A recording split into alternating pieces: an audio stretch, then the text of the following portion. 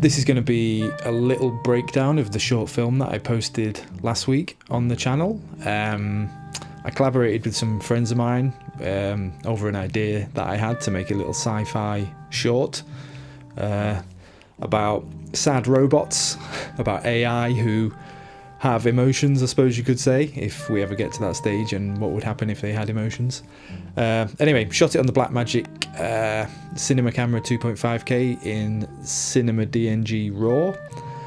Shot it around an area called the Barbican Estate in central London. It's sort of east central, not far from the financial district. Dua Lipa shot a video there of hers in the daytime. It's got this kind of brutalist, dystopian architectural look. I think it's the estate was built in the 60s. Used the Canon FD lenses, of course, the 24mm f2 and the 55 1.2. Also for the macro shots, which I'm going to go into in a minute, I used the Jupiter 9 85mm using extension tubes, which you can buy. I got mine off eBay for like £15 because I don't own a macro lens, or I didn't want to buy a macro lens for £1,000 or something, so I think £15 off eBay for the extension tubes. This was the first time in the edit I used the super scale function in DaVinci Resolve, which is interesting to scale up your footage from 2.5k to 4k, or I think the super scale can go crazy if you want to. You can go 2 times, 4 times, 6 times. But I'm not sure the Blackmagic cinema camera, it's never going to be, it's not about that. It's got this sort of classic softish sort of look. It's never going to be a pin sharp look. And the Canon FD lenses with the Promis filter as well, I don't really want it to be super sharp anyway.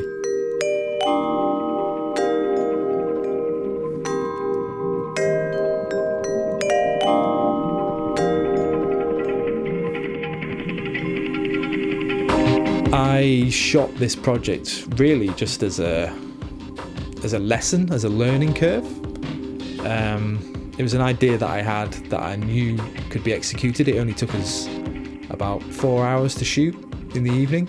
The reason I did it was just to sort of dip my toe in the world of directing seriously, like directing actors with dialogue, just to do a project like this and look back and then solve the mistakes as you make them next time. So I'm going to go through a few still frames now of a few shots from the shoot, just my thoughts behind why I put the camera there, and you know, it's sort of, for me, it's just about where to put the camera, where the light is coming from and where the actor is.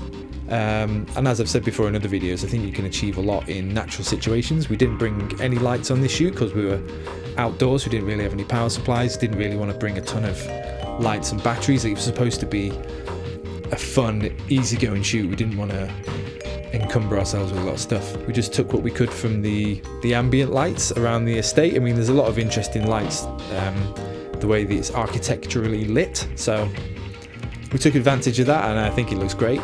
And you can achieve a lot if you choose the right sort of location. You don't really need to bring a lot of stuff. We just basically had just the camera and a microphone. That was literally it. So this is the opening shot of the short film. This is Christiana, who plays A, who's basically an AI who's experiencing human emotions and struggling with not being able to be with the one she wants to be with, and she's a sad robot basically. And I knew this would make a nice opening shot with the bokeh in the background of the city. As I said, this is the Barbican Estate, sort of in central London. It was built in the 60s and it's got a very brutalist kind of architectural style. Dua Lipa shot a video there, the Blow Your Mind video, which is shot in the daytime and it's way more fashionable than this is. They're not trying to do a sci-fi thing, obviously. Now the shot of the eye, the close-up of the eye was done using the Jupiter 9 85mm lens, which is a vintage 80s Russian lens. It's not macro. I used macro extension tubes because I don't actually own a macro lens.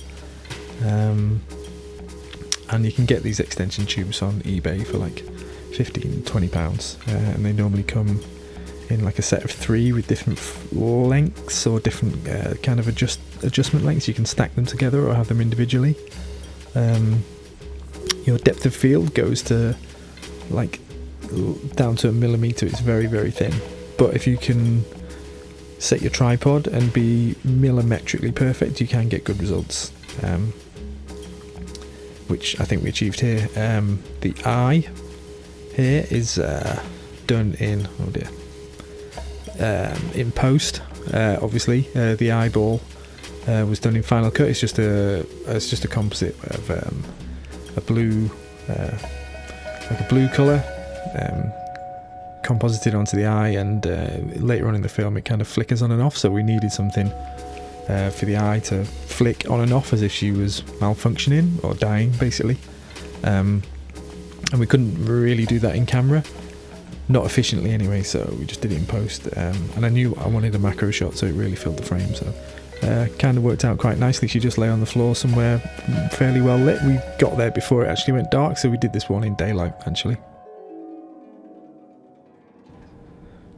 This is the kind of the wider shot of the close-up.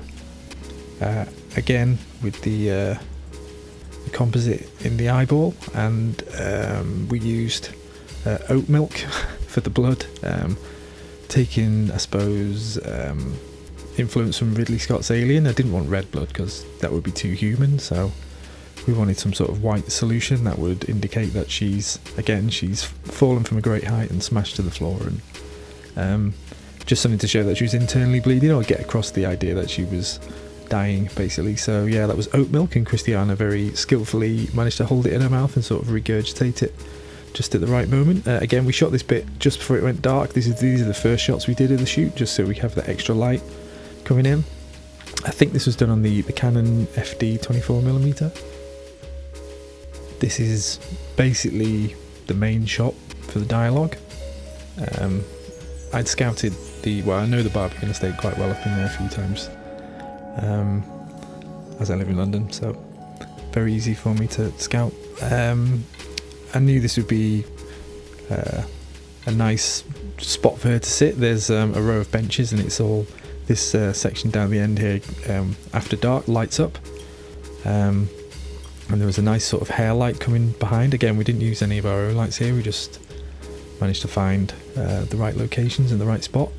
I think about ISO, like I said, I think I shot it at 800, but in the edit I took it down to 400 because the cinema camera does something weird with sort of peaking fluorescent lights.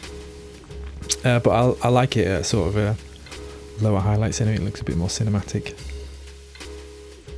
Here's a wider shot of that same location. You can see how the lights light up that brick wall, which is great design, really. I mean, if you were on a big budget movie, you'd probably get the electrical team to light that, but if you can find the right locations, you get all this sort of stuff for free. Quick word about the earpiece, which I bought off Amazon for like £20. I bought this pair of Bluetooth earpieces, Bluetooth earphones, basically, that connect to your phone. I wanted something that looked fairly futuristic, so I suppose an AI wouldn't use a phone, or the year this is supposed to be, if this is like 100 years plus in the future. Maybe phones as we know them aren't exactly in existence anymore. It's more going to be integrated into the body, or an earpiece was the best I could do. And I wanted something that lit up and glowed, particularly when she turned it on, and I could put a sound in post, just to sell the idea again of the futuristic look. This was just a greenhouse, basically. It was somewhere in the Barbican Centre. There's this huge walk-in greenhouse which has got the windows are so dusty and steamy, and I think maybe the public can go in there, but obviously things are closed down at the moment. But it provides from the outside this really beautiful diffused light, and I wanted cutaway shots of her dealing with her emotions or something. I really wanted the best, nicest looking shots that I could, and this glass coming from the greenhouse, there is a wider shot as well in the film of her just looking through the glass of the greenhouse. I thought it just provided like a nice artistic shot. One of the main challenges that I'd written was that she needed to jump from a great height. She was going to commit suicide, basically.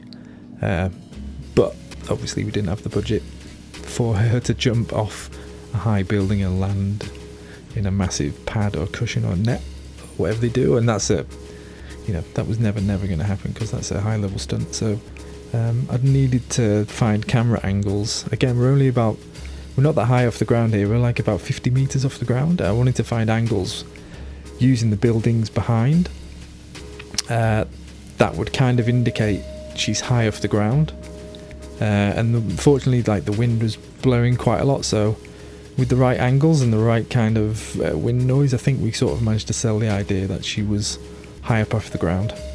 This is the final shot, which is the kind of the payoff to leave it in no uncertain terms that she did jump.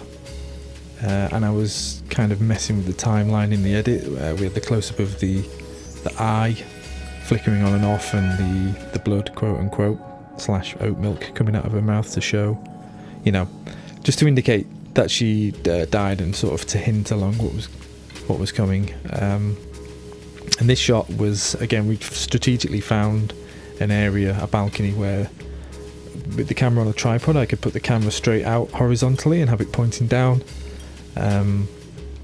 with obviously Christiana lying very much in a dead position, and then I just faked the dolly out or the zoom out in post, just to give the impression that the camera is maybe just rising away from her, and perhaps if you want to get theoretical about it, it's like her sort of spirit rising up from her dead body, even though she's an AI. But as a zero budget project that we shot in 4 hours with no lights, minimal team, just for the fun and the love of it, I think it's not a bad result.